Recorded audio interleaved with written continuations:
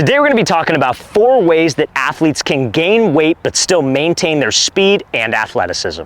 Now, the first way that athletes can accomplish this, gaining weight but still keeping their speed, is not neglecting explosive movements in the gym. So what do I mean by that? So as athletes, when you're trying to train for size, trying to train for mass, you spend a lot of time, doing bench press, shoulder press, back squats, whatever, and all that stuff's great. You need to be able to do that to put on size, but do not neglect the athletic movements that are required to play the game of football, like power cleans, like one-arm dumbbell snatch, maybe doing like just a push jerk, for example, box jumps, plyometrics. All of those should be worked into your weightlifting routine, not just, like the typical bodybuilding, mass building exercises. Now, when you do all those exercises, you don't got to spend a ton of time on them, but I highly recommend staying in a 3 to 6 rep range, right? Why do we want to do that? Because in the gym, to train for speed, you have to train your fast twitch muscle fibers. You don't want to train your slow twitch fibers. Doing like, let's say, bicep curls for like 10 to 12 reps, that's not necessarily fast twitch explosive movements. That's slower twitch, right? Which is, you got to be able to gain weight. So I totally understand that. But when you're doing a power clean, you should be doing it for high reps. You should get some weight on it that's manageable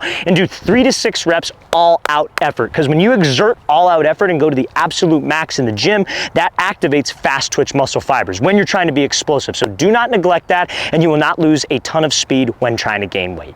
Now, something that I saw a lot of success with when I was in high school trying to gain weight was taking a creatine supplement, because this helps you with energy levels and strength levels in the gym, which ultimately help you not neglect those explosive movements like we talked about in the first point of this, right? So creatine, there's a lot of information about it. If you're on the younger side of things, I highly recommend talking to your parents, doing some research before you take this specific product. But what creatine essentially does is that pulls water from your body, because your body's like 70–80% water, right? So it pulls that water from your body and hydrates your muscles internally, which ultimately helps with energy, because obviously hydration is a pivotal element of being an athlete when it comes to energy. So it helps with energy in the gym, but hydrating your muscles will also help with strength in the gym. So you will get more out of those explosive movements in the gym, and also it helps you with that mass building exercise that you could do in the gym. So I recommend the best results I saw, at least, was when I would take 5 grams of creatine in the morning and then 5 grams of creatine at night before I went to bed. So 10 grams a day, not taking any more than that, and making sure that I hydrated properly, just because there's a lot of information on there what creatine can do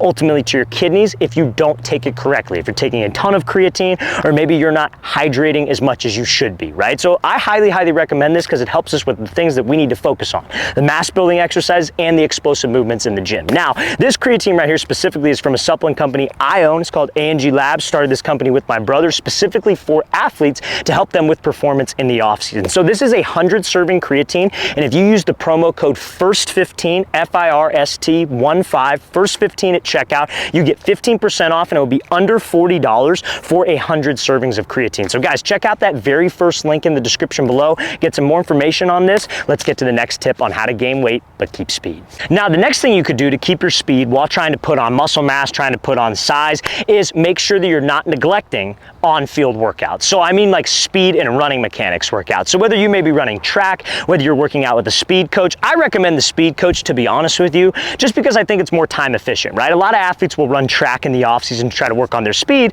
but a lot of times, it's not the best type of coaching, right? You're just running laps around a track. If you have a good track program at your school, I'm not even talking to you when it comes to that. But if you don't have a good track program, don't waste your time. I highly recommend spending the money on maybe a speed coach or a speed trainer you could see honestly once a week, and then take those drills and do them on your own, because it's all about repetition in the first place. But you can't neglect on-field speed training. Now, I say that, and you're probably thinking, well, coach, I'm trying to gain weight, right? Gaining weight is all about calories in and calories out. You have to be in a calorie surplus. That essentially means you're consuming more calories than you are burning, right? So if you're an athlete and you got field practice, you got practice in the gym, or you got gym workouts that you're doing, and plus outside speed training or any other type of speed training that you're doing, or any other type of training that you're doing, you're going to be burning a lot of calories, right? So you need to stay up to date with tracking your calories, right? So whether that's buying something online called like a Fitbit, which is something you could strap to your wrist, counts how many calories you're burning, whether it's something you strap to your chest. I've seen those before. I think those are a little bit more accurate, but it counts how many calories you're burning. You wear it while you work out, and it will tell you the amount that you are actually burning.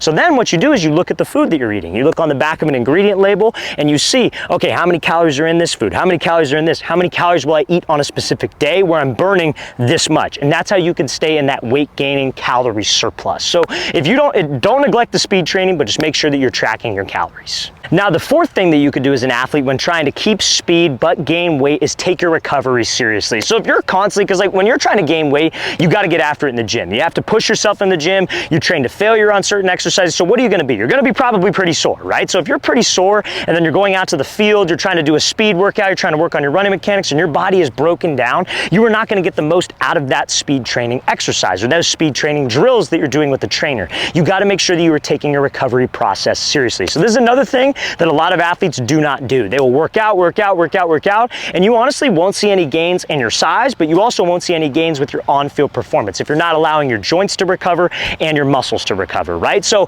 if you take something like a BCAA product or an electrolyte product like we have, this is our recovery product that we have with my supplement company. If you want some information on this, guys, check out the second link in the description below. It'll say AG Labs Recovery, same deal. Use the promo code FIRST15 at checkout and you get 15% off this BCAA, and we have 500 milligrams of electrolytes to help with hydration, which can also help with your creatine intake, right? So again, FIRST15, second link in the description below. But taking something like this will help restore the broken down muscle tissue in your body faster. You could take this intra-workout, you could take something like this post-workout, but it helps you recover faster and break down the tissues in your body. A lot like protein consumption, right? Something like this and BCAAs will also help you absorb protein faster. So we all know the benefits of protein. You're constantly told to consume protein as an athlete, but taking a recovery supplement, taking your recovery seriously will help you attack your on-field workouts much better so you can maintain your speed while gaining weight.